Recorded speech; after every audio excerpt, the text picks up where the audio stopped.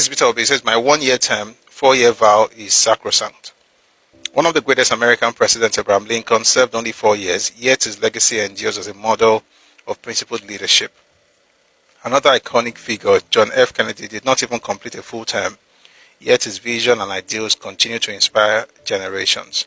In Africa, Nelson Mandela, revered globally as a symbol of justice and reconciliation, chose to serve only 1 term as president of South Africa, despite immense public pressure to stay longer. His decision was a deliberate act of leadership, a statement that power must serve the people, not the self. Indeed, history shows that the longer many African leaders remain in power, the more likely they are to be corrupted by it. Longevity in office is not a mark of success, rather it is purposeful, accountable service, however brief, that defines true statesmanship. Then after a long he now said, my vow to serve only 1 term of 4 years is a solemn commitment rooted in my conviction that purposeful, transparent leadership does not require an eternity. If making such a promise qualifies me for psychiatric evaluation, then we may as well question the mental fitness of those who framed our constitution, which clearly stipulates a 4-year renewable tenure. I maintain without equivocation, if elected, I would not spend a day longer than 4 years in office. In fact, I believe that service should be impactful, not eternal. Alright, so it says 48 months is enough for any leader who is focused and prepared to make a meaningful difference. In that time, I intend not merely to make an impression, but to deliver on concrete promises, and so on and so forth. Now, that's what he had to say, but there's something he said a few years ago I'd like you to listen to, and then you can, compare and contrast, and then you can come to your own conclusion before I say what I really want to say. Take a listen to this. In the year 2000, my chairman said 2002, I said I will stay on, I will not leave. Sit down. Come on, that I will not leave. We will die with APGA.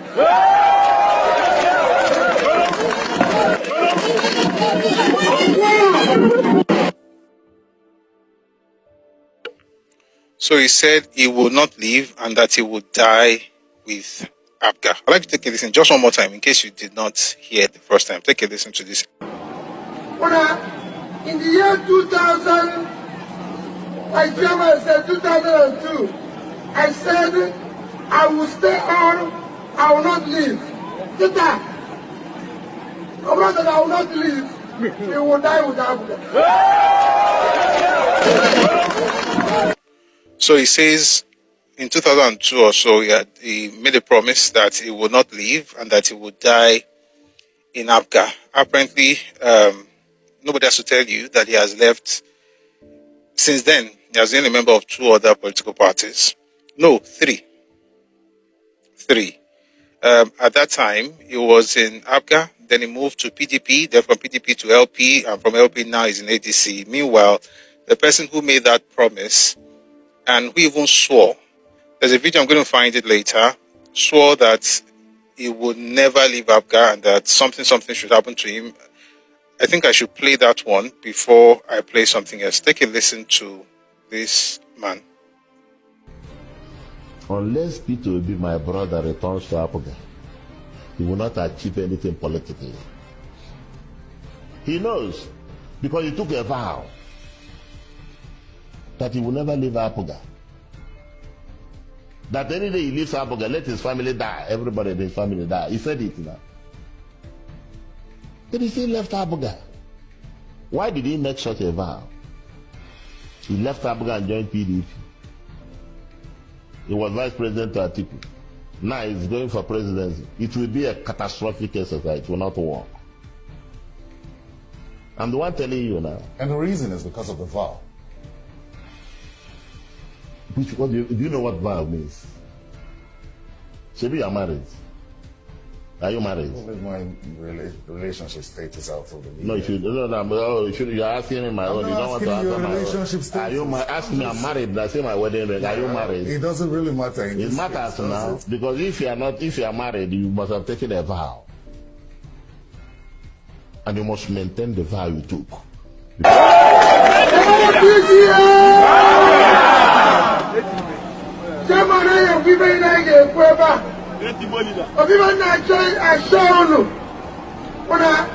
In the year 2000, my chairman said 2002, I said I will stay on, I will not leave.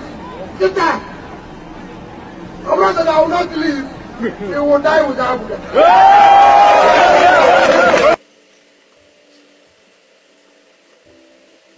But when I left the UK in 2025, I went back to them and said, take your stay. I'm no longer having, and I go to the UK with visa. And one people will say, oh, maybe you will leave APGA tomorrow. It's something. It's not, politics is not about running from one place to the other.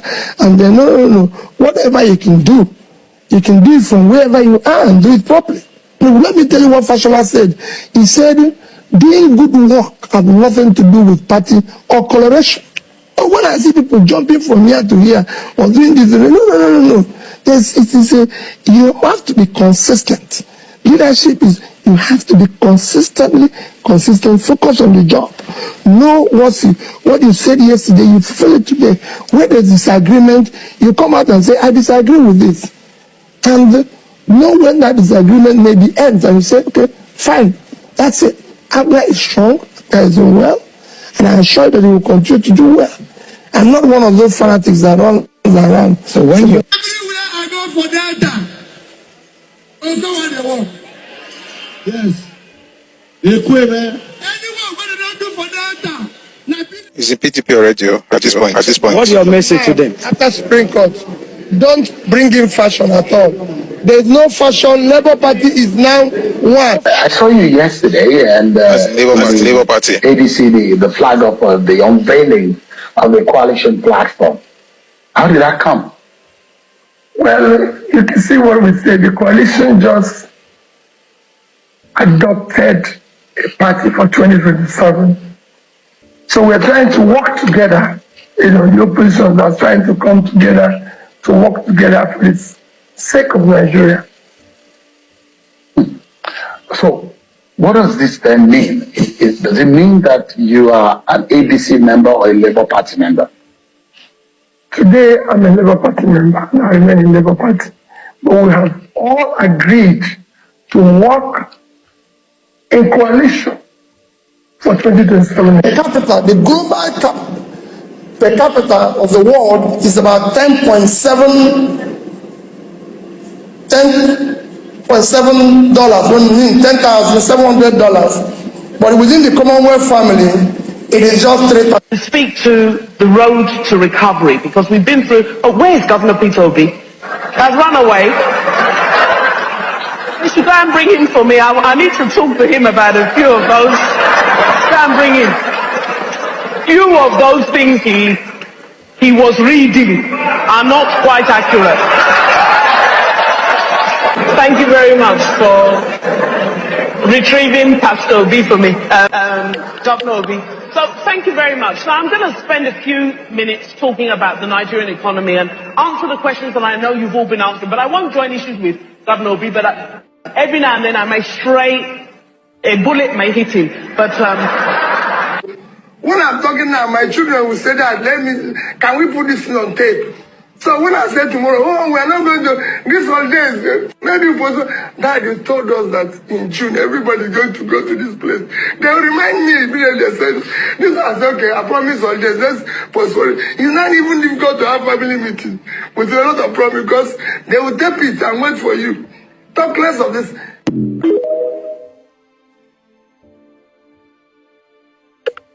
So when a person like this, people change, like people can repent, but there's no sign of repentance here. So when a person like this tells me that it's going to be somewhere for one term, I don't really believe what they're saying, but somebody believes what he's saying. And that person, by the way, no surprises here. The person's name is Betty Anyanwu. That's the You know who she is. She had this to say on Twitter: "I believe you, Peter Obi.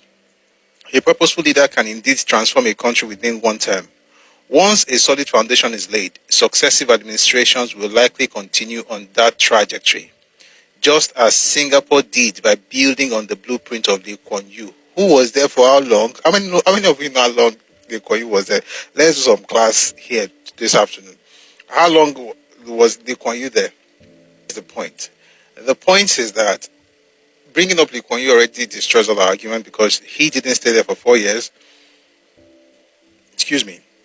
Lee Kuan Yew was re-elected again and again, and what he did, of course, we can still see. And I can say that certain people in Nigeria, even if you put them there for 50 years, Nigeria will not be better than, because they were governor for 8 years and we didn't see much change in terms of growth. So nobody should come and bamboozle us with, I would stay there for 4 years. So if you hadn't been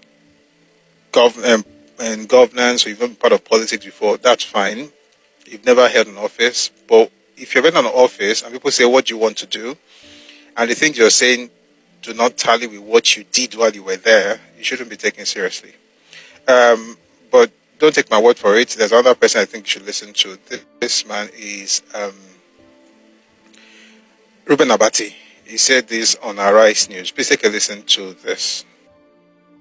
I'm saying that any politician that comes to you and says, I'm going to do only one term, that's a sign of desperation. It will not work.